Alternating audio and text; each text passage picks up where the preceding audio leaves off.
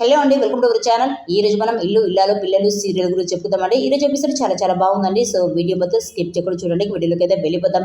శ్రీవల్లి చందుని ఇంటికి రమ్మని చెప్తుంది. ఇక చందు సరేనని చెప్తాడు. తర్వాత భాగ్యం, నువ్వు పిలిస్తే అల్లుడు గారు అన్ని పనులు వదిలేసుకుని నీకోసం వచ్చేస్తారు. ఇక అల్లుడు గారు ఇంటికి వచ్చాక నువ్వు ఇలా చేయు అంటూ ఓ ప్లాన్ అయితే చెప్తుంది. ఇక శ్రీవల్లి సరేనని చెప్తుంది. తర్వాత చందు శ్రీవల్లి దగ్గరికి ఎవరికి చెప్పకుండా వెళ్ళాలని చూస్తాడు. అప్పుడు ధీరజ్ సాగర్లు బైక్ని వెళ్లకుండా పట్టుకుంటారు. ఏంట్రా ఎవరికి చెప్పకుండా పిల్లిలాగా మెల్లగా వెళ్తున్న వేటి అంటారు. ఇక చిన్న పని మీద బయటికి వెళ్తున్నానని చెప్తాడు చందు. అప్పుడు ధీరజ్, మాకు చెప్పకూడని అంత సీక్రెట్ పనులు ఏమున్నాయిరా నీకు అంటూ నాన్నను పిలుస్తారు. అప్పుడు చందు, ప్లీజ్ రా నాన్నతో చెప్పకండ్రా అంటూ రిక్వెస్ట్ చేస్తాడు. అయినా కూడా తమ్ముళ్ళు వినకపోతే నిజం చెప్తాడు చందు. తర్వాత తమ్ముళ్ళైతే సరదాగా ఆట పట్టిస్తారు అన్నయ్యకి. తర్వాత చందు వెళ్తానని చెప్తుంటే మేము కూడా వస్తామంటూ వాళ్ళు కూడా బైక్ కూర్చుంటారు. అప్పుడు చందు, మీరెందుకురా అంటే కొత్త పెళ్లి కొడుకుని ఒంటరిగా పంపించకూడదు, పైగా నాన్నకి తెలిసి కోప్పడతారు, పద అంటూ వాళ్ళు కూడా బైక్ కూర్చుంటారు. ఇక తమ్ముల టార్చర్ భరించలేక చందు వాళ్ళని కూడా తీసుకొని వెళ్తుంటే తిరుపతి కూడా అడ్డుపడతాడు. ఏంట్రా నన్ను వదిలేసి మీరు ఎక్కడికి వెళ్తున్నారా అంటే తిరుపతిని కూడా వాళ్ళు ఆట పట్టిస్తారు. ఇక వాళ్ళు అక్కడి నుండి అయితే వెళ్ళిపోతారు. వాళ్ళ ముగ్గురు అన్నదమ్ముల సంతోషాన్ని చూసి తిరుపతి చాలా మురిసిపోతాడు. ఇక మీ మధ్యలో ఎలాంటి మనస్పర్ధలు రాకూడదు, మీరు ఎప్పటికిలాగే కలిసిమెలిసి ఉండాలి అని తన మనసులో అయితే అనుకుంటాడు. మరోవైపు భాగ్యం ఓ ఇంటిని 10 రోజుల పాటు అద్దెకు తీసుకుంటుంది. ఇక అతనేమో ఇంతకు ముందు కూడా మీరు అద్దెకు తీసుకున్నారు, డబ్బులు కూడా ఇవ్వలేదు, వాటిని కూడా ఇవ్వండి అంటాడు. ఇక భాగ్యమేమో ఆ డబ్బులు ఇప్పటి డబ్బులు మొత్తం కూడా ఈ చెక్కులను వేశాము చూసుకోండి అంటూ ఒక చెక్కునైతే ఇస్తుంది. విషయం ఏంటంటే అది చెల్లని చెక్కు, అందులో సంతకం అయితే ఉండదండి. ఇక అతను గుడ్డిగా ఆ చెక్కునైతే తీసుకుంటాడు. మా ఓనర్ దుబాయ్లో ఉన్నాడని మీకు ఇల్లు అద్దెకిచ్చాను, మీరేమో డబ్బులు ఇవ్వకుండా ఇలా చెక్కునిచ్చారు, సరే ఇల్లు జాగ్రత్త అని చెప్పేసి అక్కడి నుండి అయితే వెళ్ళిపోతాడు. ఇక భాగ్యం చెల్లని చెక్కు ఇచ్చింది కాబట్టి తనని గురిని కుట్టించామని చాలా హ్యాపీగా ఫీల్ అవుతారు. తర్వాత అల్లుడు గారిని ఒక్కరిని రమ్మని చెప్తే ముగ్గురు అన్నదమ్ములు కలిసి వస్తారు. ఇక వాళ్ళని చూడగానే చాలా టెన్షన్ పడతారు కుటుంబం అంతా.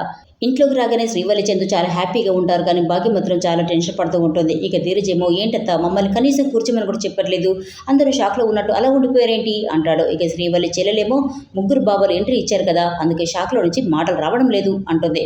ఇక మేము ముగ్గురం వస్తే మీరెందుకు షాక్ అవ్వడం అంటాడు సాగర్. అదే కాకుండా శ్రీవల్లి నాన్నగారిని, మీ డ్రెస్సింగ్ స్టైల్ అంటే నాకు చాలా ఇష్టం, లూజ్ కోటు, చొక్కాకి సంబంధం లేని లూజ్ పాయింటు, అసలు మీ బట్టలకి మీకు ఏమాత్రం సంబంధం లేని మీరు భలే ఉంటారు మామయ్య గారు అంటూ వెటకరంగా మాట్లాడతాడు. పాప అతను నిజమే అనుకుని చాలా హ్యాపీగా ఫీల్ అవుతాడు. తర్వాత భాగ్యం, మీ ముగ్గురు అన్నదమ్ములు ఇంటికి రావడం వల్ల ఈ ఇంటికే కలొచ్చింది అంటుంది. ఇక సాగర్ ఏమో చందుని, ఇది నీలే కదా కూర్చోమని చెప్తాడు. ఇక అందరితో పాటు భాగ్యం కూడా కూర్చుంటుంది. అప్పుడు సాగర్, అదేంటి అత్తయ్య గారు అల్లుడు ముందు మీరు కూర్చోరు కదా, టక్కున అలా కూర్చున్నారేంటి అంటాడు వెటకారంగా. ఇక భాగ్యం, ఎందుకు బాబు నేను నిల్చోవడం, మళ్ళీ మీరందరూ కూర్చోమనడం, మళ్ళీ అల్లుడు గారు ఇబ్బంది పడడం ఇవ్వనెందుకని నేనే కూర్చున్నాను అంటుంది. ఇక సాగర్ ఏమో, అత్తయ్య గారు బాగానే కవర్ చేశారు కదా అంటాడు.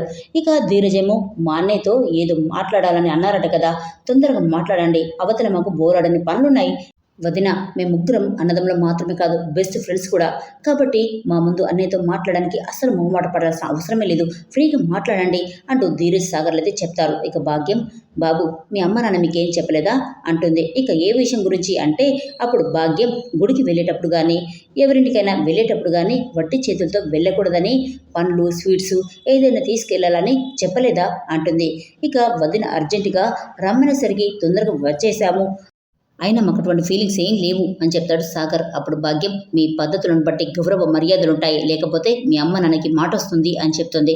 ఇక ధీరజ్ సాగర్ స్వీట్స్ తీసుకొస్తామని బయటికైతే వెళ్ళిపోతారు. అప్పుడు భాగ్యం చందుని శ్రీవల్లిని మాట్లాడుకోమని చెప్పేసి వాళ్ళందరూ కూడా గదిలోకి అయితే వెళ్ళిపోతారు. ఇదిలుంటే మరోవైపు నర్మద చందు వెడ్డింగ్ కార్డుని చదువుతూ ఉంటుంది. ఇక అందులో చందు ప్లేస్లో సాగర్ పేరు, అలాగే శ్రీవల్లి ప్లేస్లో నర్మద అని పేరు రాసుకుంటుంది. ఇక శుభలేఖని చదివి ఆనందపడుతుంది. పెళ్లి తాలూకు జ్ఞాపకాలన్నీ ఉంటే ఇంకెంత ఆనందంగా ఉండేదో అని చాలా ఏడుస్తూ ఉంటుంది. ఇక ప్రేమ వచ్చేసరికి ఆ వెడ్డింగ్ కార్డుని అయితే దాచేస్తుంది. అప్పుడు ప్రేమ, ఏంటక్క ఆ వెడ్డింగ్ కార్డు ఎందుకు దాస్తున్నావు అంటుంది. ఇక ఏం లేదని చెప్తుంది నర్మద. అప్పుడు ప్రేమ, అక్క నువ్వు ఏం లేదని చెప్పినా కూడా నువ్వెందుకు బాధపడుతున్నావని నీ కన్నీళ్ళు చెప్తున్నాయి. ఏమైందక్క, అసలు ఎందుకు బాధపడుతున్నావు అంటూ ఆ వెడ్డింగ్ కార్డు తీసుకుని చూస్తుంది. ఇక అందులో చందు శ్రీవల్లి పేర్లు కొట్టేసి నర్మద సాగర్ అని రాసుకుంటుంది. ఇక ఏంటక్క ఇలా రాసావు అంటుంది ప్రేమ. అప్పుడు నర్మద, శుభలేఖ అంటే పెళ్లికి పిలవడానికి ఉపయోగించే జస్ట్ ఒక కార్డు మాత్రమే అనుకున్నాను, కానీ ఇది ఒక అద్భుతమైన జ్ఞాపకం అని ఇన్నగా అర్థమైంది. లైఫ్లో ఎప్పుడైనా ఈ శుభలేఖని చూసుకుంటే మన పెళ్లి తాలూకు జ్ఞాపకాలన్నీ కూడా మన కళ్ళ ముందు కనిపిస్తాయి. మన పెళ్లి ఎలా జరిగింది, ఎంతమంది వచ్చారు, మనల్ని ఎవరు ఆట పట్టించారు, ఎవరు నవ్వించారు, ఈ జ్ఞాపకాలన్నీ కూడా గుర్తొచ్చి మన మనసు ఒక తెలియని ఆనందంతో నిండిపోతుంది. కానీ మన ఇద్దరికి అలాంటి జ్ఞాపకాలు లేవు కదా. మనం ప్రేమించిన వాళ్ళని పెళ్లి చేసుకుంటే లైఫ్ లాంగ్ హ్యాపీగా ఉంటాం. అదే పెళ్లి పెద్దవాళ్ళు జరిపిస్తే బోలెడన్ని జ్ఞాపకాలు మనకు తోడుగా ఉంటాయి. మన పెళ్లి కూడా మన పెద్దవాళ్ళు జరిపించి ఉంటే ఈ అందమైన జ్ఞాపకాలన్నీ మనకు సొంతం అవుతాయి కదా. కానీ ఆ దేవుడు మనకి అదృష్టం ఇవ్వలేదు. పెళ్లి అంటే ఇద్దరు వ్యక్తుల ప్రయాణం మాత్రమే కాదు, రెండు కుటుంబాల ప్రయాణం. కానీ మన ప్రయాణంలో ఎప్పటికీ మన కుటుంబాలు మనతో లేవు. వాళ్ళిక మనకి దూరం అయిపోయినట్టేనా, వాళ్ళతో మనకున్న ప్రేమ అనుబంధాలు ఇక లేనట్టేనా. అదే బాధ, ఒక తెలియని బాధతో పాటు భయం కూడా వెంటాడుతుంది ప్రేమ. అసలు కన్నవాళ్ళు పిల్లల్ని ప్రాణంగా ప్రేమిస్తారు, కానీ మన ప్రేమను మాత్రం అర్థం చేసుకోరు, ఒప్పుకోరు అంటూ ప్రేమ నర్మద ఇద్దరూ కలిసి వాళ్ళ కుటుంబాల గురించి ఆలోచిస్తూ చాలా ఏడుస్తూ ఉంటారు. ఇదంతా కూడా వేదవతి చూసి చాలా బాధపడుతుందండి. మరి ఈ వీడియో మీకు నచ్చినట్లయితే ప్లీజ్ సబ్స్క్రైబ్ చేసుకోవడం మర్చిపోకూడదు.